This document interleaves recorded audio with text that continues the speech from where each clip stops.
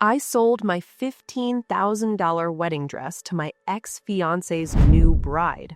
She didn't know I had sewn the proof of his infidelity into the lining. My name is Elena. For 6 months, a white monster lived in my guest bedroom.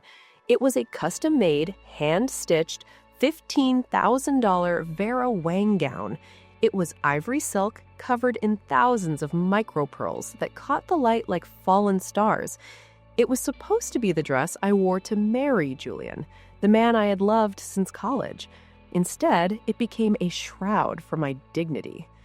Julian left me at the altar. Literally. He sent a text message to my maid of honor 40 minutes before I was supposed to walk down the aisle. I can't do this. I'm not built for one person forever. Tell Elena I'm sorry. I didn't cry that day. I went into shock. I went home, still in my hair and makeup, and hung that dress in the guest room. I locked the door and didn't open it for half a year. But last month, the bills started piling up.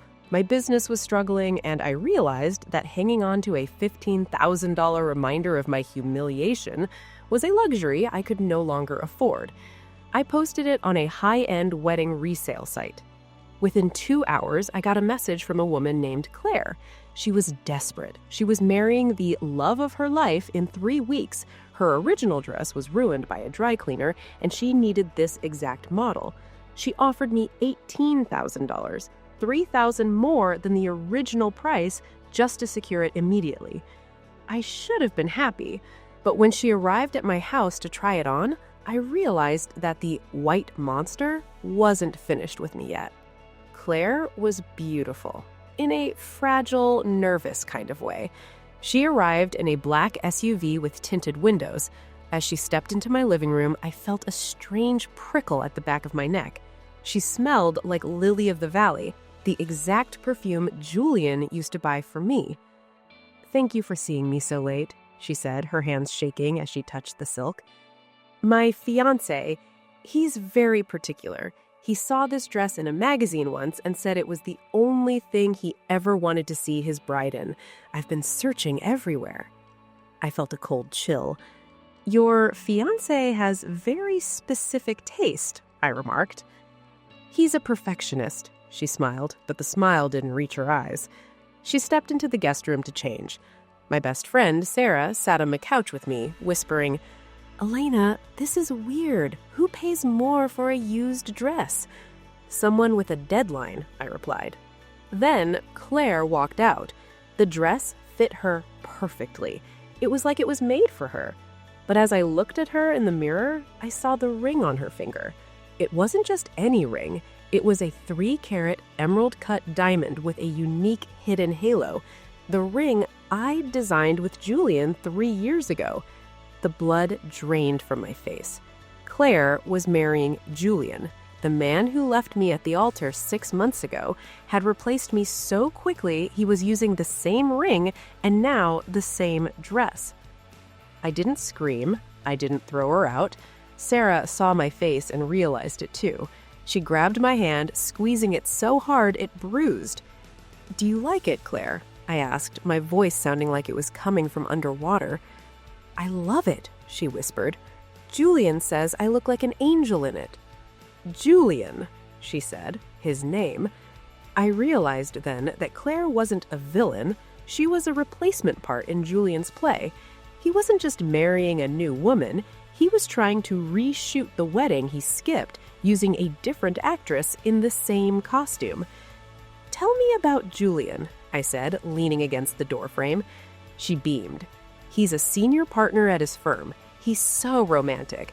We met 7 months ago, right before he had a tragic breakup with a woman who was, well, he said she was mentally unstable. He said he had to leave her for his own safety." I felt a surge of pure, unadulterated rage. 7 months ago? He was still living with me 7 months ago. He was sleeping in my bed while he was scouting for my replacement. "Claire," I said, walking over to help her zip the back, "I have a secret about this dress. It was custom-made for a woman who was also told she was mentally unstable when she caught him lying." Claire's eyes widened in the mirror. "What?" "Nothing," I smiled. Just a bit of wedding superstition. Let's get you packed up. Claire paid the $18,000 via a bank transfer right there. She asked me to keep the dress for 2 more days while she arranged for a secure courier. As soon as she left, I broke down. I smashed a vase. I cried until I couldn't breathe. But Sarah stood over the dress looking at it with narrowed eyes. He's a monster, Elena. He's going to do the same thing to her. He's already lying to her about the timeline. I know, I said, wiping my face. Are you going to let her walk into that trap? No, I said. But I'm not going to call her. She won't believe me. She's in the love-bombing phase. She'll think I'm the crazy ex he warned her about. I looked at the dress. I am a skilled seamstress. My mother taught me how to do invisible stitching.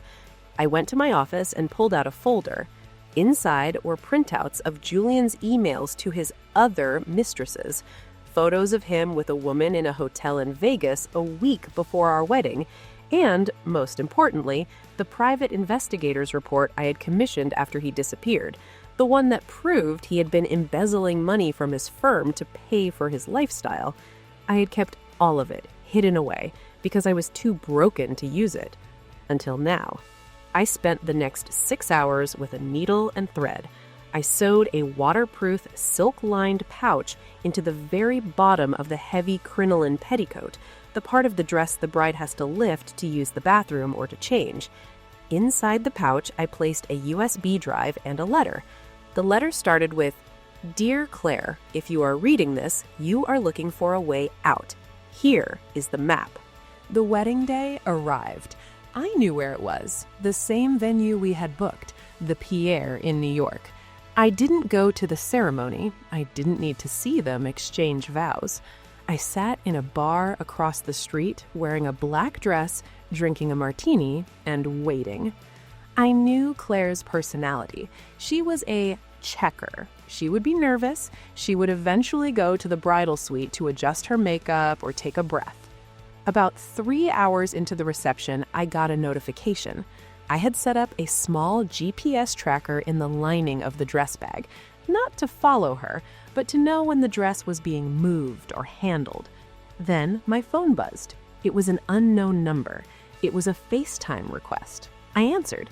It was Claire. She was in the bridal suite. Her hair was slightly disheveled. She was holding the USB drive and the letter.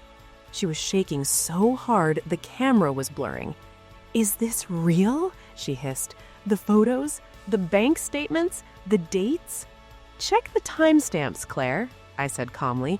He was in Vegas with a girl named Tiffany on the same weekend he told you he was visiting his sick mother. Look at the date he opened the joint account with you. It was the day after he drained mine. She started to sob. "He's in the other room right now, giving a speech about purity and eternal love." "You have 2 choices, Claire," I said. "You can stay and become the next Elena, or you can use the gift I gave you." "What do I do?" she asked. "The DJ," I said. "Julian loves a grand gesture. He probably has a slideshow planned, right?" "Yes," she whispered. "A video of our journey." "The USB I gave you, it has a file on it labeled wedding_surprise. It's a mirror of his presentation, but with the missing chapters added in. Tell the DJ Julian sent a last-minute update. He won't question the bride." I watched the rest from the back of the ballroom. I had snuck in through the service entrance wearing a caterer's jacket Sarah had borrowed. Julian was on stage. He looked perfect. Tanned, smiling, holding a microphone. "I've waited my whole life for a woman like Claire, a woman of truth, a woman of grace." The lights dimmed, the screen came down. The video started. Soft music. Photos of them in Paris. Then the music stopped. A giant screenshot of a bank transfer. Julian V. to Tiffany R.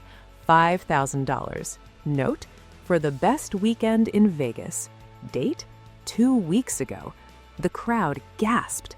Then a photo of Julian at a dinner table with another woman, their hands entwined. Then the voice recording I had captured during our final argument, the one where he admitted to using his firm's client funds for his personal accounts.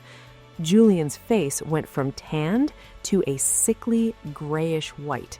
He tried to yell at the DJ, but Sarah had already jammed the controls with a physical lock. Claire walked onto the stage. She didn't cry. She looked at the 200 guests, Julian's bosses, his parents, his friends. She picked up a glass of red wine from the nearest table, and she poured it, slowly, deliberately, over the $15,000 dress. "Elena sends her regards," she whispered into the microphone. She turned to Julian. "The police are waiting in the lobby, Julian. Embezzlement is a federal crime. And by the way, I'm keeping the $18,000 Elena gave me for the resale." The fallout was spectacular. Julian was arrested that night. The evidence on the USB was enough for his firm to file a massive lawsuit and for the FBI to open a case. He lost everything: his reputation, his career, his parents' support. Claire moved out the next morning. She called me a week later. "Why did you do it?" she asked. "You could have just taken the money and let me suffer." "Because," I said, "that dress was a cage.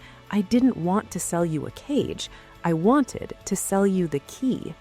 We met for coffee. We aren't best friends, but we share a bond that only two survivors of a narcissist can understand. As for the dress, Claire sent it back to me. It was ruined by the wine, stained a deep, permanent purple. I didn't try to clean it. I took it to a bonfire on a beach in Montauk. I watched the silk, the pearls, and the $15,000 worth of lies go up in flames. As the smoke rose into the night sky, I realized I was finally standing at the altar of my own life. And this time, I wasn't waiting for anyone to show up. I was already there.